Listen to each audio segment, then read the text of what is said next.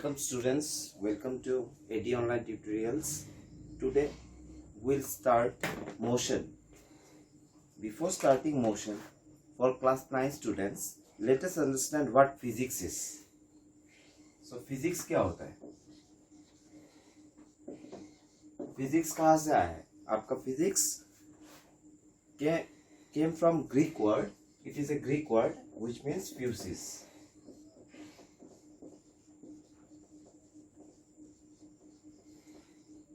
That means इसका मतलब क्या होगा? To understand nature. To understand nature.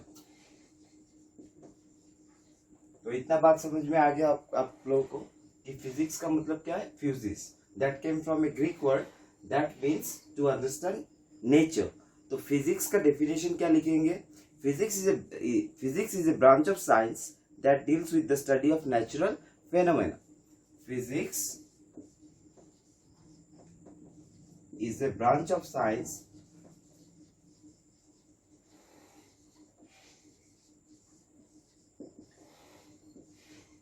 that deals with the study of natural phenomena.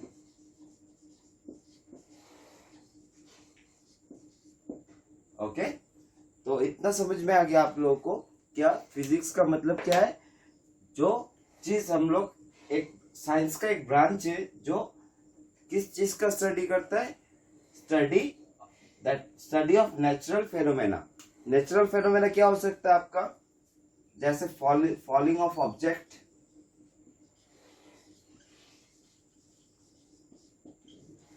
Downwards, Apple जैसे गिरा था आइंस्टाइन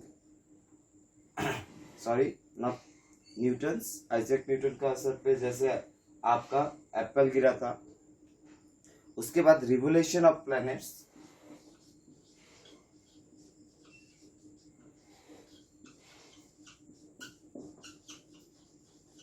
ये सब क्या है? नेचुरल फेनोमेना है. इसी का स्टडी को हम लोग क्या बोलते हैं? Physics.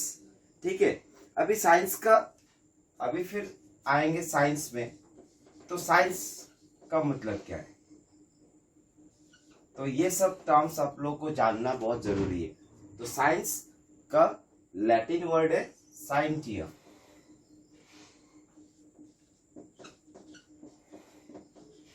That means to know. Means to know. तो साइंस एक लैटिन वर्ड है जिसका मतलब साइंटिया होता है. That means to know. किसी चीज को जानने का उत्साह को क्या बोलेंगे? साइंस बोलेंगे. ठीक है, इतना बात समझ में आ गया.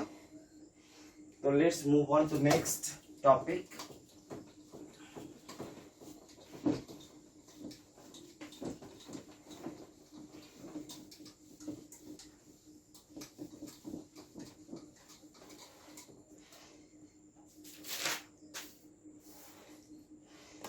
तो फिजिक्स में हम लोग क्या चीज का डील करेंगे?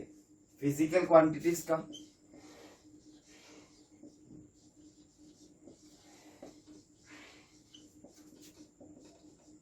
तो फिजिकल क्वांटिटीज कितना टाइप्स का होता है? दो states. That is physical quantity has two states. ये चेतन भगत वाला स्टेट्स नहीं है. ये फिजिक्स का दो स्टेट्स है. और दो स्टेट क्या हो सकता है आपका? पहला होगा आपका scalar quantity.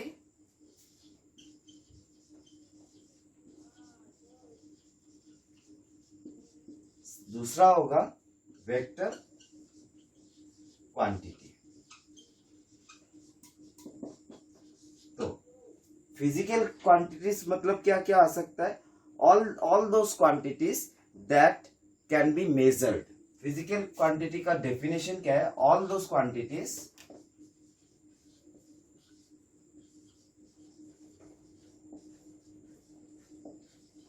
that can be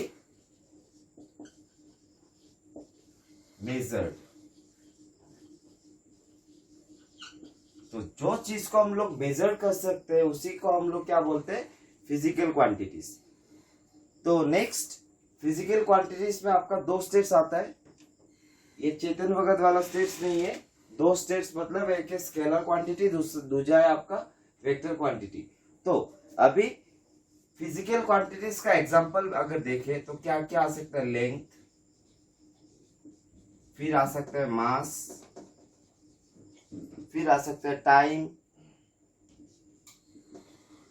फिर आ सकता है टेम्परेचर,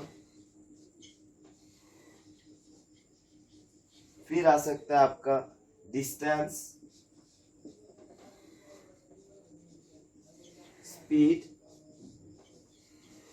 एंड और भी आ सकते हैं फोर्स। तो अब स्केलर क्वांटिटी का डेफिनेशन क्या लिखेंगे हम लोग, ये नोट कर लेना आप लोग। फिजिकल क्वांटिटीज का मतलब डेफिनेशन हो गया all those quantities that can be measured, example length, mass, time, temperature, distance, speed and force। okay, I hope you all have understood this definition, so let me erase।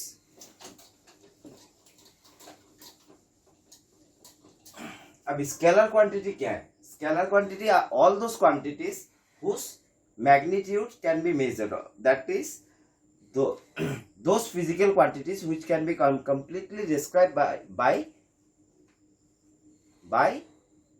आपका क्या होगा, by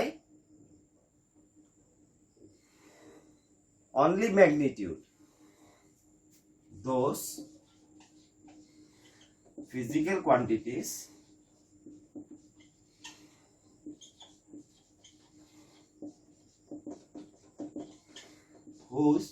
which can be determined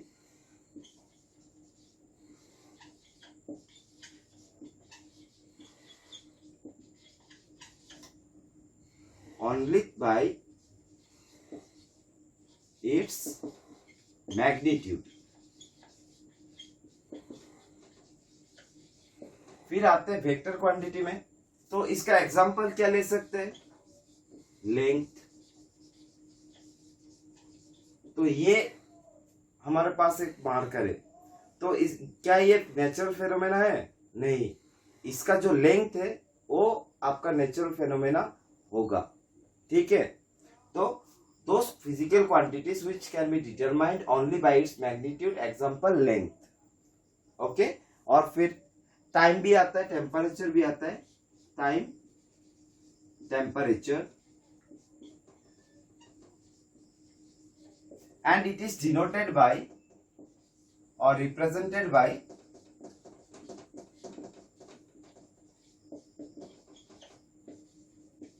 A, B, कोई सा भी कुछ भी लिख दो, A B C D ऐसे रिप्रेजेंट कर सकते हैं। लेकिन वेक्टर क्वांटिटी में क्या लिखेंगे, those physical quantities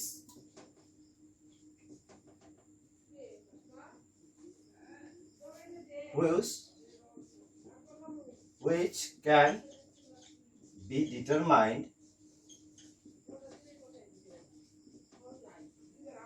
by both its magnitude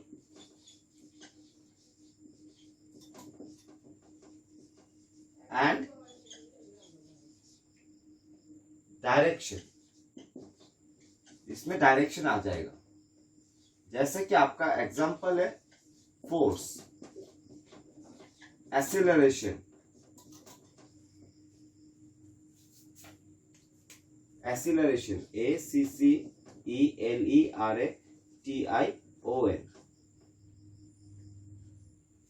जैसे कि suppose it is represented by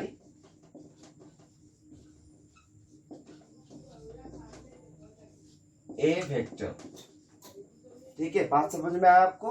A vector लिखो, बी वेक्टर लिखो, ये ए क्या है, ये ए मैग्नीट्यूड है, ये ए भी मैग्नीट्यूड है। डिफरेंस क्या है, इसमें एरो नहीं है, इसमें एरो है। ये एरो क्या डिफाइन करता है, ये एरो डिफाइन करता है आपका डायरेक्शन, तो इस डायरेक्शन के लिए हम लोग क्या बोलेंगे इसको, वेक्टर क्वांटिटी। अब स्केलर और वेक्टर में डिफरेंस क्या है या सिमिलरिटी क्या है?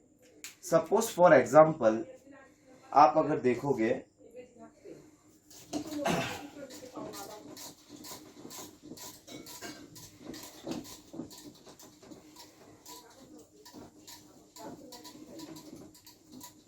स्केलर और वेक्टर में डिफरेंस क्या है। फॉर एग्जांपल आप अगर देखो, सपोज ए पॉइंट से बी पॉइंट तक गया, कितना किलोमीटर, 4 किलोमीटर, और फिर बी पॉइंट से गया आपका सी तक 2 किलोमीटर। ये हो गया फर्स्ट केस 1। अभी फिर आगे हम केस 2 में, केस 2 में क्या हुआ, पहला तो गया आपका 4 किलोमीटर ए टू बी या फिर सी डी ई ले लो आप, 4 किलोमीटर, फिर राइट टर्न लेके आपका 2 किलोमीटर गया, एफ ले लो आप इसको। तो इधर डिस्टेंस क्या है आपका, distance travelled equal to 6 kilometre. इधर भी डिस्टेंस ट्रेवल्ड क्या होगा,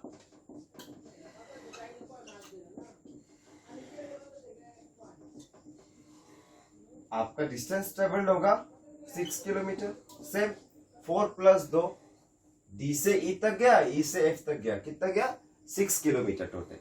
ओके, इतना समझ में आ गया आपको। और फिर अभी इधर डिस्प्लेसमेंट क्या होगा,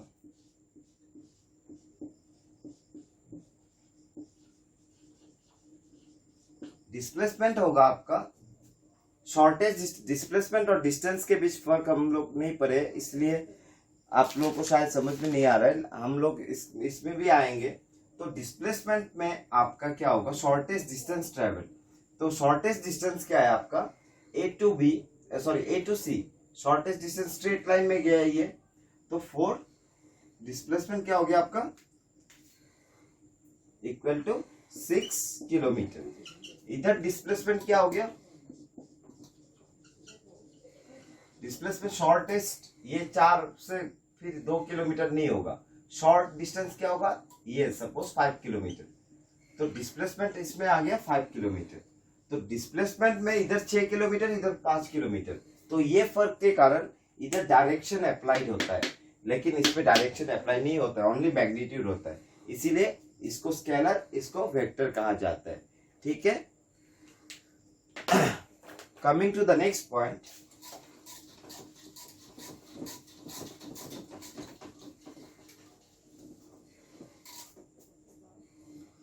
Why do we need units? Units का जरूरत क्या है, Why do we need units? Units का जरूरत क्या है, यूनिट्स क्या है, यूनिट क्या है आपका, जैसे केजी बोल दिया, मीटर बोल दिया, सेकंड बोल दिया, ये यूनिट मतलब क्या है, यूनिट का डेफिनेशन क्या है। अगर पूछा जाए तो क्या लिखोगे, it is a reference standard in terms of which any physical quantity can be measured. It is a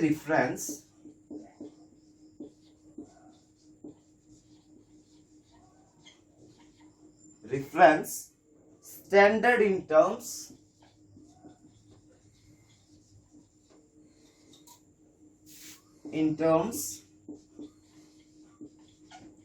of which any physical quantities or quantity can be measured। समझ में आ गया बात आपका। यूनिट का मतलब क्या है, it is a reference standard in terms of which any physical quantity can be measured. For example में अगर आप देखोगे, लेंथ कैसे मेजर करते हैं, किलोमीटर, मीटर, या फिर सेंटीमीटर। फिर आता है मास। मास को किससे रिप्रेजेंट करते हैं? केजी, किलोग्राम, ग्राम या फिर सेंटीग्राम। फिर आता है आपका टाइम। टाइम को किससे मेजर करते हैं? आपका आवर, मिनट और सेकंड। ठीक है, बात समझ में आ गया आपका इतना? तो यूनिट्स, ये सब यूनिट्स है। तो there are various system of units. There are various system of units. So let me make a chart to present that. Various system of units. So let us make a chart। और हम लोग कौन सा unit में पढ़ेंगे, पढ़ाई करेंगे further future में, फिजिक्स में कौन सा यूनिट यूज होता है वो भी हम लोग देखेंगे। तो सिस्टम है आपका, ये हो गया सिस्टम, ये हो गया लेंथ, ये हो गया मास और ये साइड हो गया टाइम। ये तीनों का कॉम्बिनेशन होता है।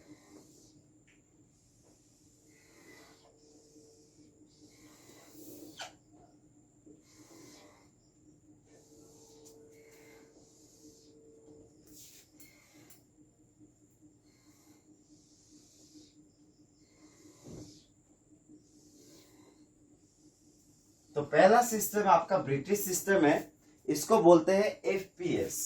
एफपीएस दैट इज लेंथ को फुट में काउंट किया जाता है, मास को पाउंड में काउंट किया जाता है और टाइम को सेकंड में काउंट किया जाता है। ठीक है, सेकंड है आपका सीजीएस सिस्टम। तो लेंथ को सेंटीमीटर में मेजर किया जाता है, मास को ग्राम में मेजर किया जाता है और इस टाइम को सेकंड में मेजर किया जाता है। थर्ड है आपका MKS system. MKS system, MKS system में मास को लेंथ को मीटर, मास को किलोग्राम और टाइम को सेकंड में काउंट किया जाता है। तो ये गड़बड़ी, ये ब्रिटिश सिस्टम है, ये दूसरा कंट्री का सिस्टम, ये दूसरा कंट्री का सिस्टम है। तो ताकि इंटरनेशनली ये कंफ्यूजन क्रिएट ना हो, इसीलिए काउंसिल ऑफ फ्रांस में ऐसा यूनिट दिया गया है, स्टैंडर्ड यूनिट बनाया गया है, SI unit, that is MKS system is used internationally और in common। तो SI यूनिट का फुल फॉर्म क्या है? International system of units. इसका फुल फॉर्म क्या है? International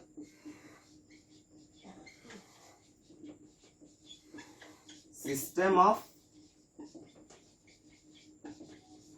units. इसको कभी मत स्टैंडर्ड इंटरनेशनल यूनिट मत बोल देना, इसका फुल फॉर्म होता है इंटरनेशनल सिस्टम ऑफ यूनिट्स। तो कौन सा सिस्टम यूज किया जाता है? एमकेएस, ये वाला सिस्टम यूज किया जाता है हम लोग का फिजिक्स का, ताकि कोई कंफ्यूजन अराइज ना हो। ब्रिटिश में एपीएस काउंट किया जा सकता है, सीजीएस काउंट किया जा सकता है, लेकिन मोस्ट कॉमन कौन सा यूज किया जाता है? इंटरनेशनल कौन सा? MKS system. ठीक है, इतना समझ में आ गया बात आपको?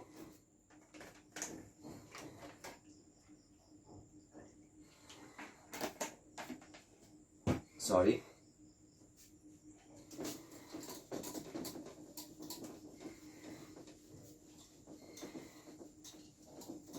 तो ये था बेसिक चीजेस।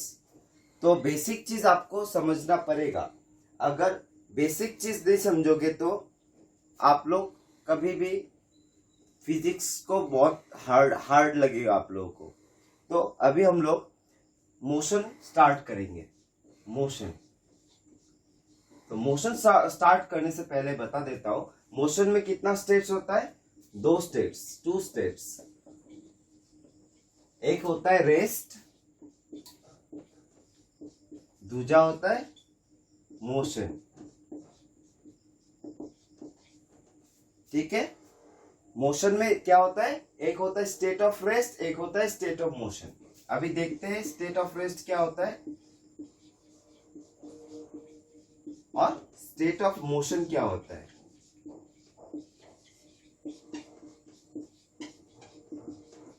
तो रेस्ट, स्टेट ऑफ रेस्ट किसे कहा जाता है? जब कभी कोई ऑब्जेक्ट रेस्ट पे हो और उसका पोजीशन चेंज ना हो। तो सबसे पहले रेस्ट और मोशन को छोड़ो आप लोग। मोशन मतलब क्या है? मोशन मतलब change of position, change of position with respect to time. तो पोजीशन का चेंज, सपोज ये ए पॉइंट है, ए पॉइंट से बी पॉइंट तक गया, तो इसमें टाइम था 0, इसमें टाइम लिया 2 सेकेंड। तो 2 सेकेंड के बीच में जितना डिस्टेंस इसने ट्रेवल किया, पोजीशन तो इसका चेंज हुआ। तो ये होता है चेंज ऑफ पोजीशन। जब होता है उसे हम मोशन कहते हैं।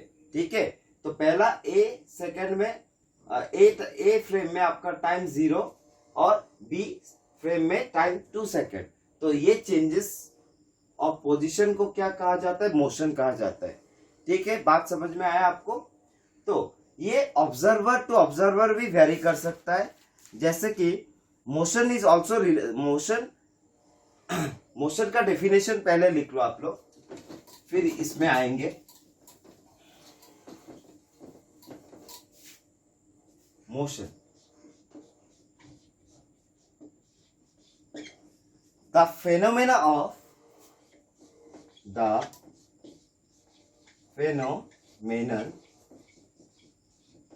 of change of position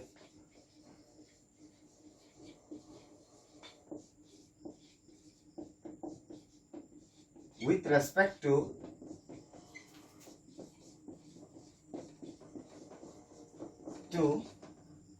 time by an object।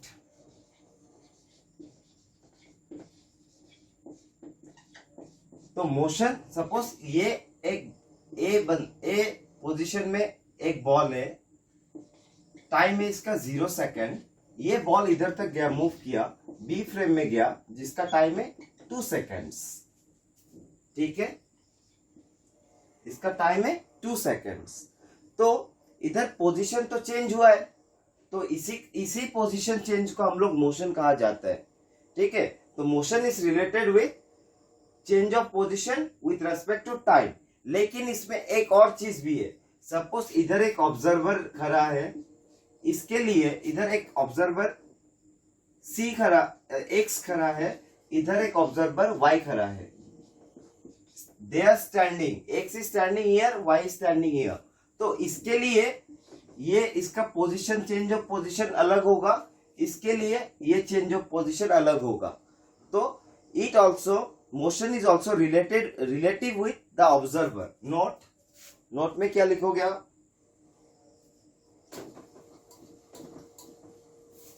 Note,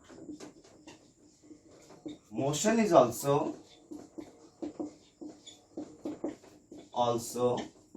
relative with the observer।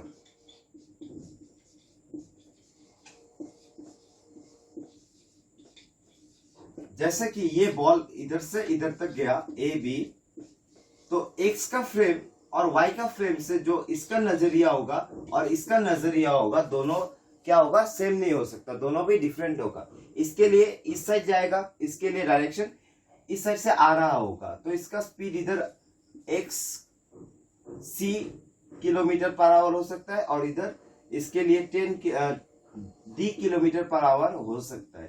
तो ये ऑब्जर्वर के ऊपर भी डिपेंड करता है मोशन। बात समझ में आ गया? तो मोशंस के टाइप्स भी हम लोग पढ़ेंगे, जैसे कि ट्रांसलेशनल मोशन।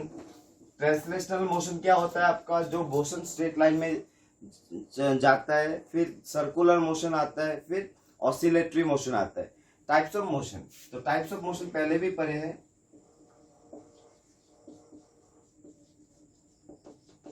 नंबर 1 क्या, ट्रांसलेशनल मोशन, या फिर इसको क्या कहा जा सकता है, लीनियर मोशन। तो उस बात को समझ लो, ये मोशन में क्या होता है, ऑब्जेक्ट सीधा सीधा straight, they move in a straight path. समझ में आ गया बात। ट्रांसलेशनल मोशन मतलब जो पोजीशन चेंज हो रहा है वो स्ट्रेट डायरेक्शन में हो रहा है, एकदम straight, moving in a straight path. Next होता है आपका circulatory motion.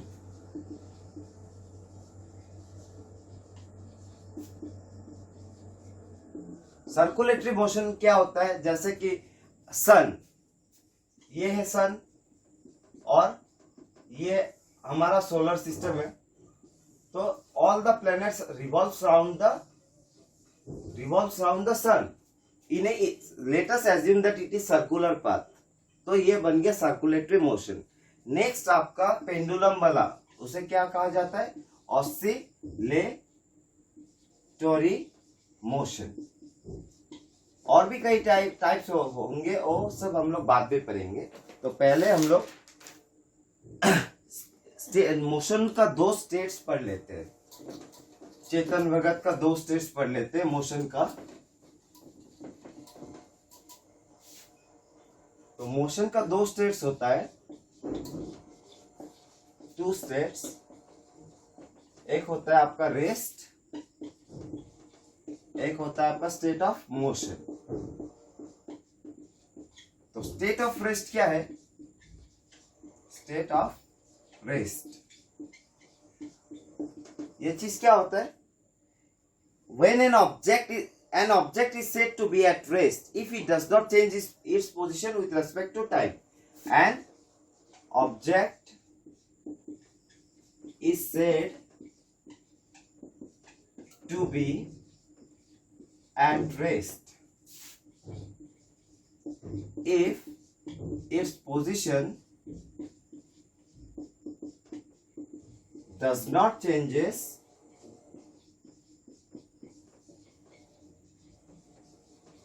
with respect to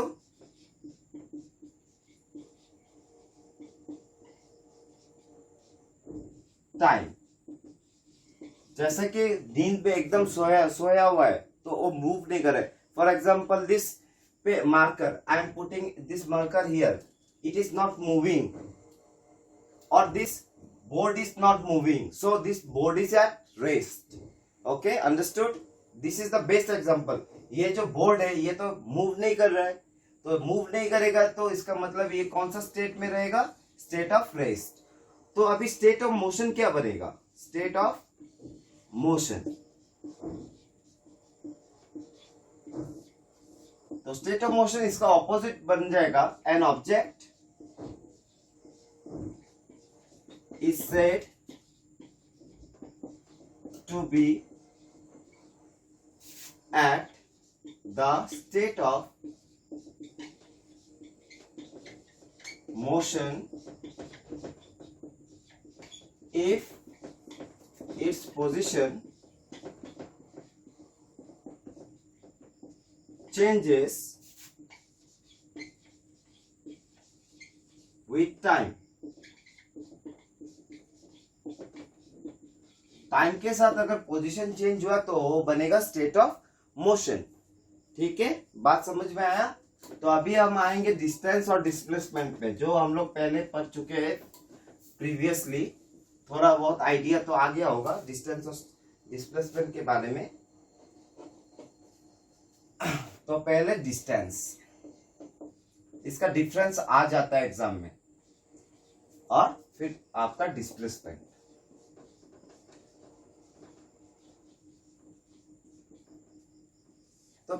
difference भी होगा, सिमिलरिटी तो नहीं होगा, डिफरेंस ही होगा इसमें। पहला डिस्टेंस का डेफिनेशन क्या है?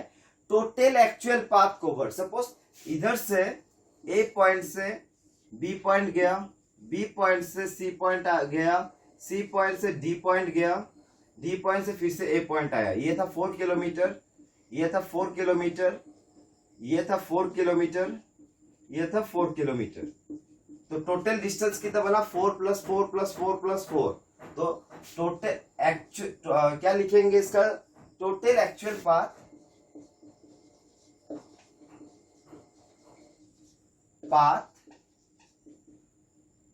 covered by an object।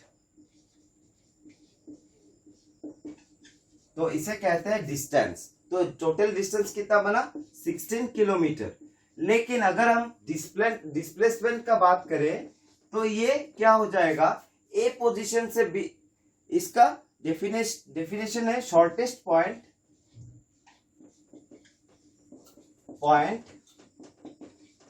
Between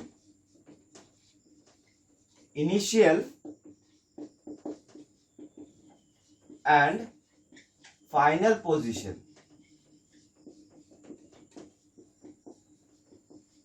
तो that means displacement means the shortest point between initial and final point. So if I consider A to be the initial point, that is A is initial point. It moved to B, towards B, B से फिर C गया, C से फिर D आया, D से फिर A तक आया। तो A फिर से क्या बन गया? Final point. तो टोटल डिस्टेंस कितना, डिस्प्लेसमेंट कितना हुआ? जहां से स्टार्ट हुआ था उधर तक ही आ गया, तो ये बना 0। तो इसका डिस्प्लेसमेंट क्या होगा? 0, because it is the shortest distance. तो ए से ए तक आया तो उसका क्लोज ही हो गया चैप्टर, खत्म, 0। तो इसका एसआई यूनिट क्या होगा? सेकंड पॉइंट में आप लोग लिख सकते हो एसआई यूनिट, इसका मीटर, इसका भी एसआई यूनिट क्या होगा? मीटर। ओके। नंबर 3, डिस्टेंस क्या है? डिस्टेंस में सिर्फ मैग्नीट्यूड चाहिए, लेकिन डिस्प्लेसमेंट में मैग्नीट्यूड के साथ क्या होगा? डायरेक्शन भी चेंज होता है, इसीलिए इसको वेक्टर कहा जाता है और इसे scalar, it is scalar quantity.